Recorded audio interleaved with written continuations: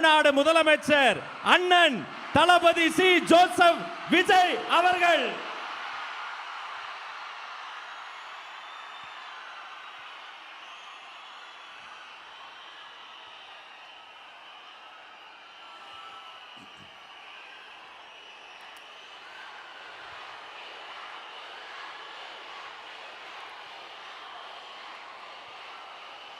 என் நெஞ்சில் குடியிருக்கும்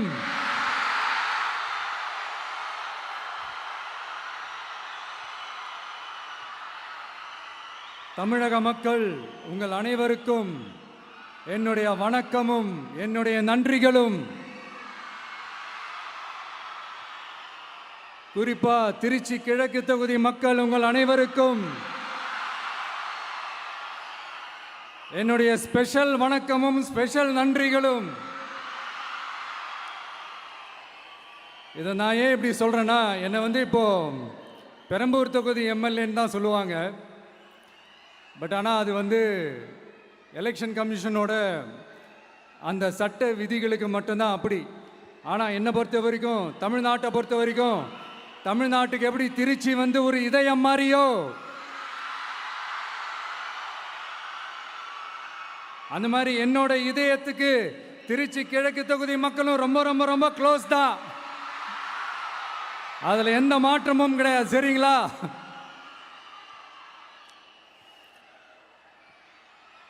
ஆட்சிக்கு சில வாரங்கள் கூட ஆகலை.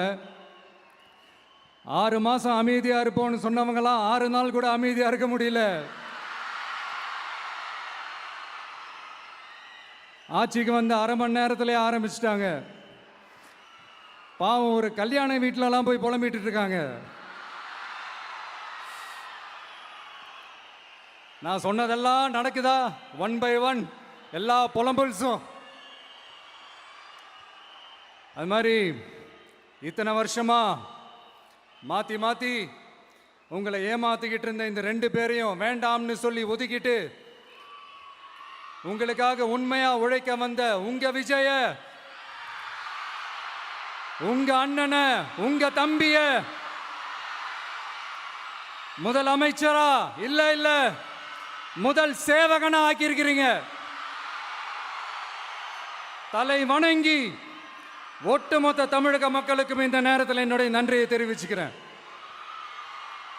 இந்த நேரத்தில் எங்களுக்கு ஆதரவு தெரிவித்த அத்தனை இயக்கங்களுக்கும், அத்தனை இயக்கத்தின் தலைவர்களுக்கும் மீண்டும் என்னுடைய நன்றியை தெரிவிச்சுக்கிறேன்.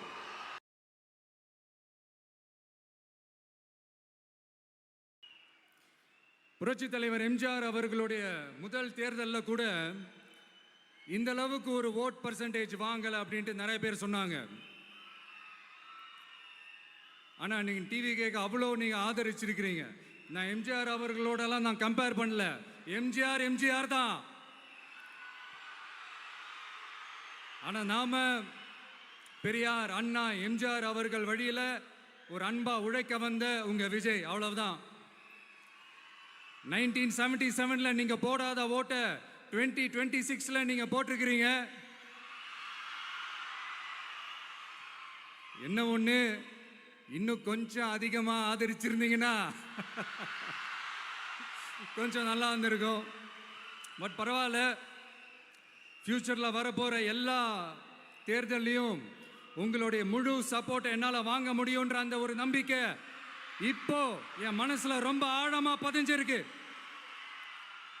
ஏன்னா நீங்க அமைச்சு கொடுத்திருக்கிற இந்த ஆட்சியில எல்லா நன்மைகளையும் நீங்க கண்கூடா பார்க்க தான் போறீங்க அப்படின்ற அந்த கான்ஃபிடன்ஸும் இப்ப என் மனசுல ரொம்ப ஆழமா பதிஞ்சிருக்கு. யார் எந்த நிலைமைக்கு எந்த பொசிஷன்ல போனாலும் இந்த கிண்டலும் கேலியுமா பேசுறது இருக்கத்தானே செய்யும்.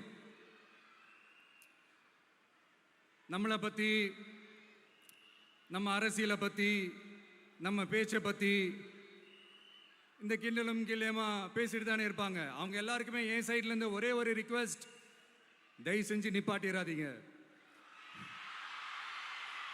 தயவு செஞ்சு கண்டினியூ பண்ணுங்க. நீங்க தான் என்னோட எனர்ஜி ஃபோர்ஸ். நீங்க பேசிக்கிட்டே இருங்க. நான் மக்களுக்கு தேவையான நல்லதை செஞ்சுக்கிட்டே இருக்கேன்.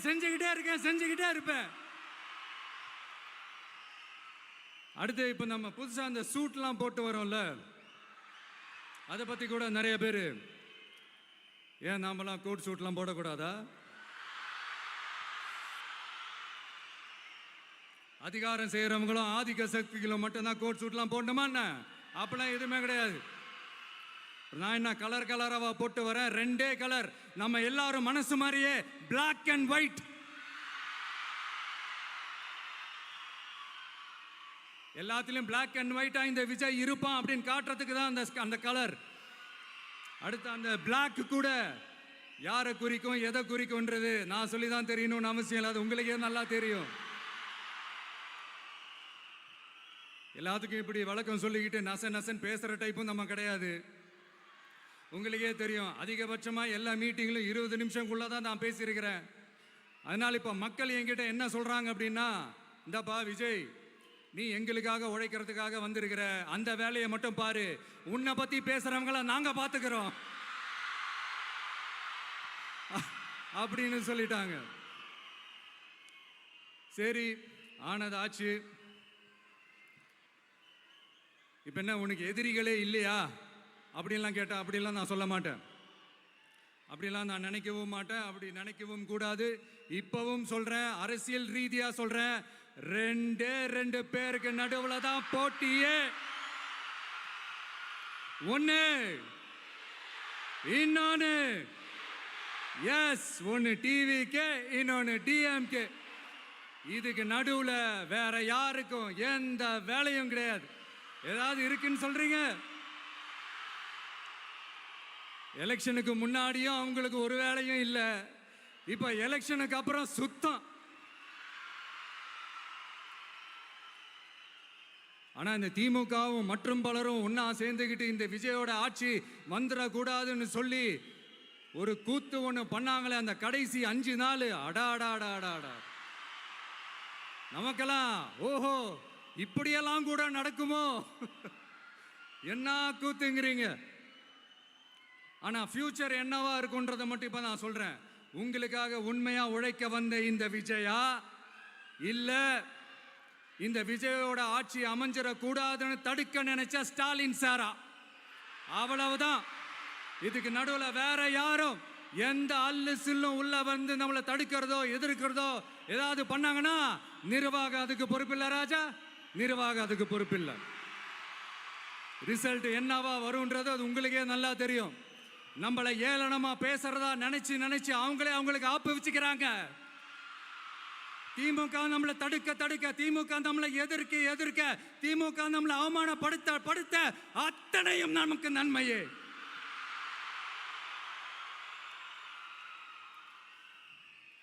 ஒன்று கவனிச்சிங்களா மக்களே, நம்ம ஆட்சிக்கு வந்ததுக்கு அப்புறம் ஒரு விஷயம் ஒன்று நடந்துகிட்டு இருக்கு.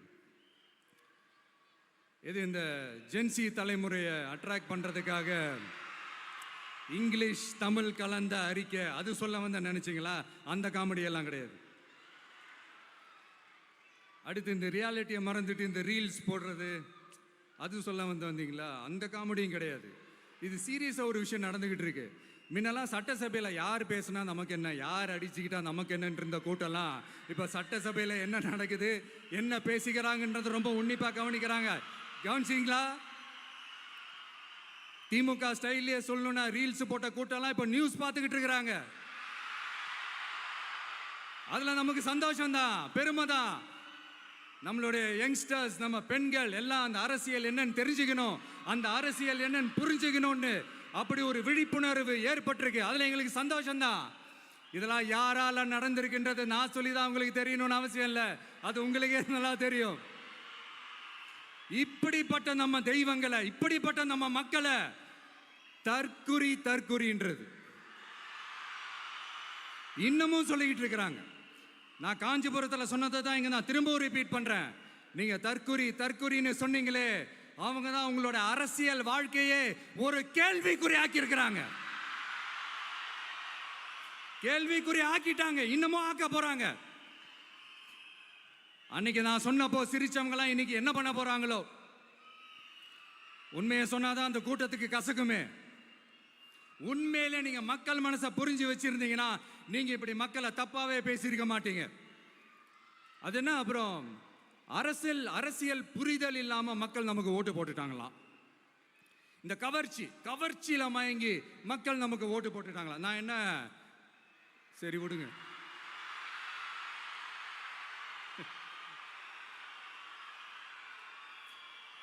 மக்கள் அவங்களுக்கு ஓட்டு போட்டா அந்த மக்கள் நல்லவங்களாம், அதே மக்கள் நமக்கு ஓட்டு போட்டா அந்த மக்கள் கெட்டவங்களா?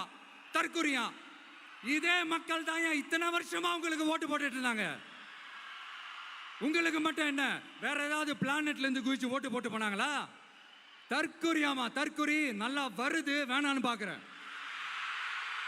எங்க அண்ணன் விஜயகாந்த் அண்ணன் சொல்ற மாதிரி,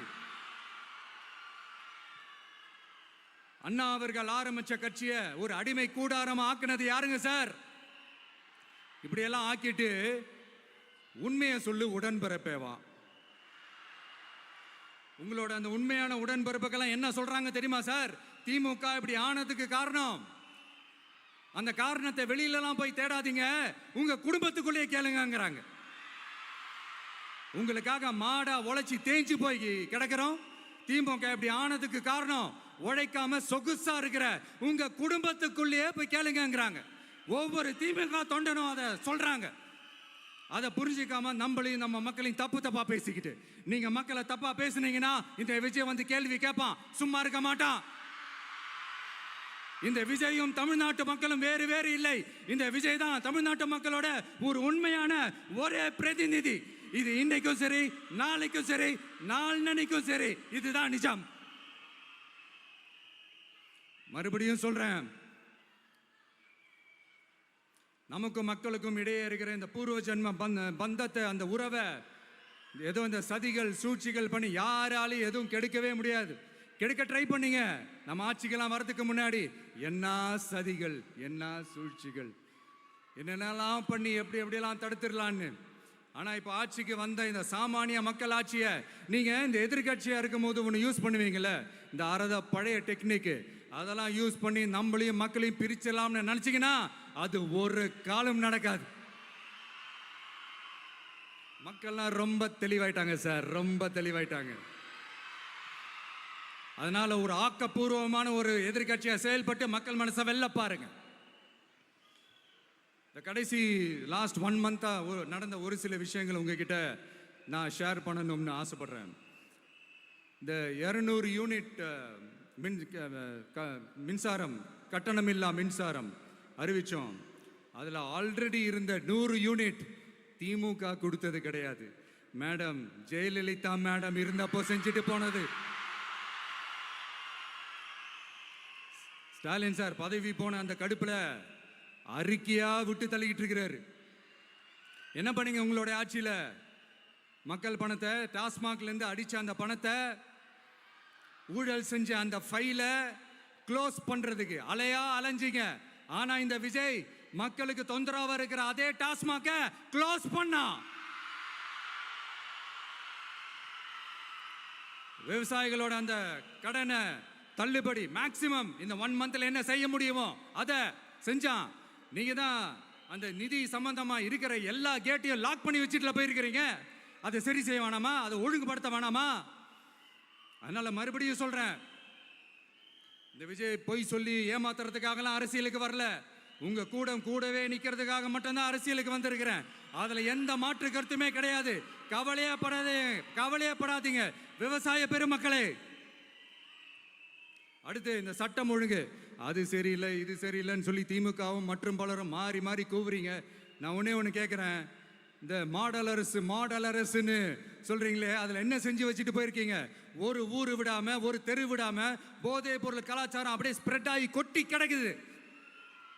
அது அப்பவே இனிஷியல் ஸ்டேஜ் அதை நீங்க கண்ட்ரோல் பண்ணியிருந்தீங்கன்னா இத்தனை பெண்களை இழக்க வேண்டிய ஒரு சூழ்நிலை ஏற்பட்டிருக்குமா? எல்லாத்தையும் பண்ணிட்டு பழிய தூக்கி ஏன் மேல போடுறாங்க. நீங்க என்ன பழி நம்ம மேல போட்டாலும் மக்கள் நிம்மதியா வாழக்கூடிய அந்த செயலை கண்டிப்பா இந்த விஜய் செஞ்சு தான் காட்டுவான். அதுக்காக தான் எஃபிஷியன்டான போலீஸ் ஆபீசர்ஸ் நான் அப்பாயிண்ட் பண்ணியிருக்கிறேன். எஃபிஷியன்டான அந்த போலீஸ் ஆபீசர்ஸ் டீம் நான் அப்பாயிண்ட் பண்ணியிருக்கிறேன். பெண்கள் பாதுகாப்பான அந்த சிங்கப்பெண் காவல் படை நெக்ஸ்ட் வீக் அதை இனாகரேட் பண்ண போறோம். தப்பு செஞ்சவங்களுக்கான தண்டனை, அதுக்கான சார்ஜ் ஷீட் எல்லாமே ரொம்ப ஃபாஸ்டா ரொம்ப ஸ்பீடா செய்யறதுக்கான அந்த வேலையை செய்ய சொல்லி இருக்கிறோம்.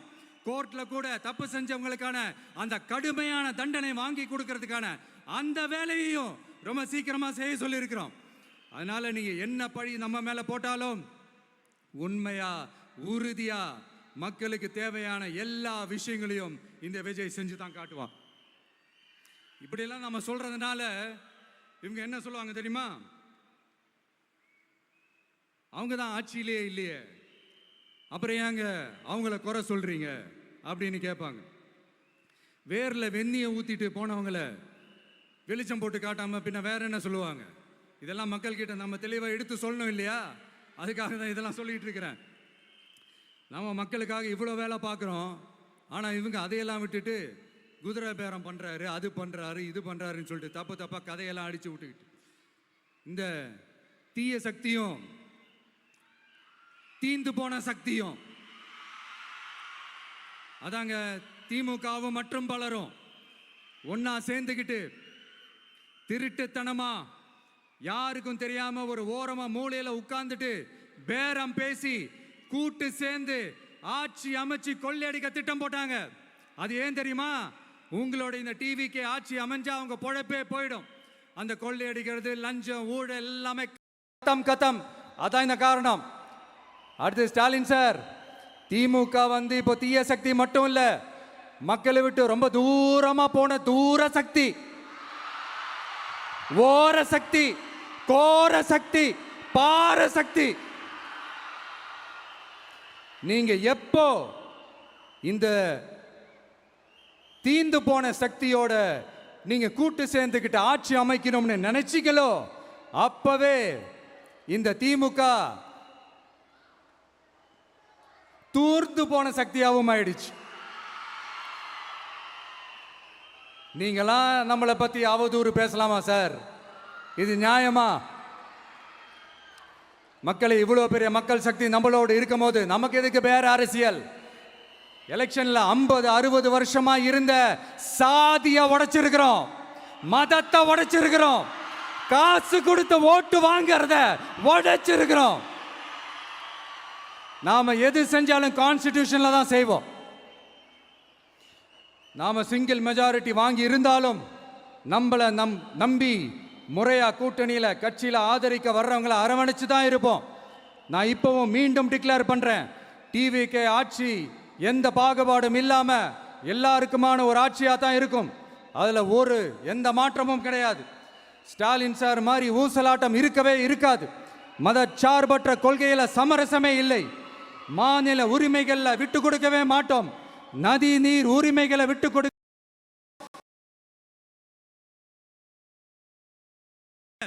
ஒரு நாளும் விட்டு கொடுக்கவே மாட்டோம்.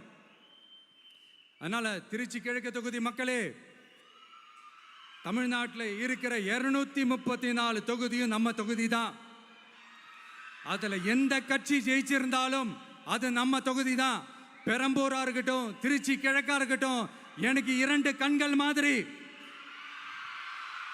அதுலயும் திருச்சி கிழக்கு என் செல்ல புள்ள மாதிரி. அதனால வரப்போற இடைத்தேர்தல்ல உங்க வீட்டில் இருக்கிற ஒருத்தரை உங்கள ஒருத்தரை தான் வேட்பாளரா நிக்க வைக்க போறோம். நீங்க எப்படி இந்த விஜய்க்கு ஆதரவு கொடுத்து ஓட்டு போட்டு ஜெயிக்க வச்சீங்களோ அதே மாதிரி வரப்போற இடைத்தேர்தல்ல உங்களுடைய அந்த வேட்பாளரையும் ஜெயிக்க வைப்பீங்கன்ற அந்த ஒரு நம்பிக்கை நான் முழுமையாக தான் நம்புறேன். உங்களுக்காக உழைக்க வந்திருக்கிறேன். உங்களுக்காக எல்லா விஷயத்தையும் நான் பார்த்து செய்வேன். ஊழல் இல்லாத, லஞ்சம் இல்லாத ஒரு ஆட்சியை நான் கொடுப்பேன். I understand.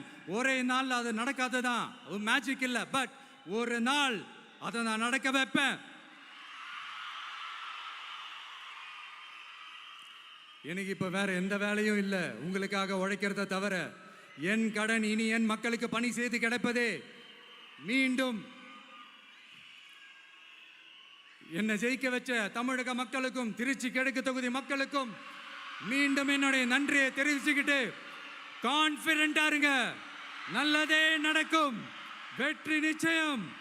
மீண்டும் சந்திக்கும் வரை நன்றி, வணக்கம்.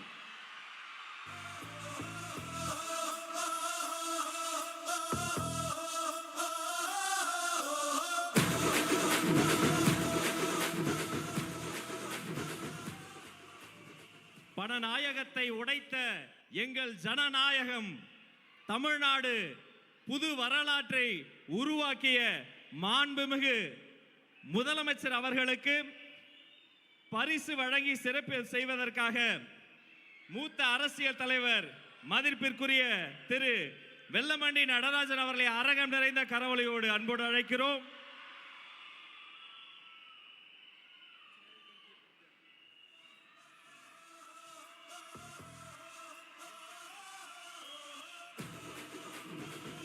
அவரோடு சேர்த்து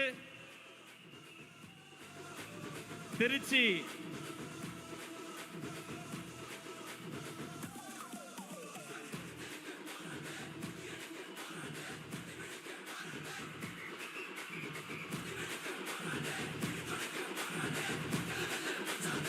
வெற்றி தலைவர் அவர்களுக்கு செங்கோலை பரிசாக வழங்குகிறார் அண்ணன் அவர்கள்.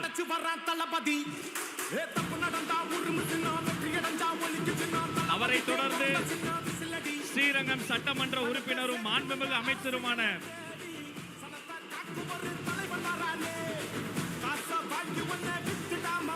அன்பு சகோதரர்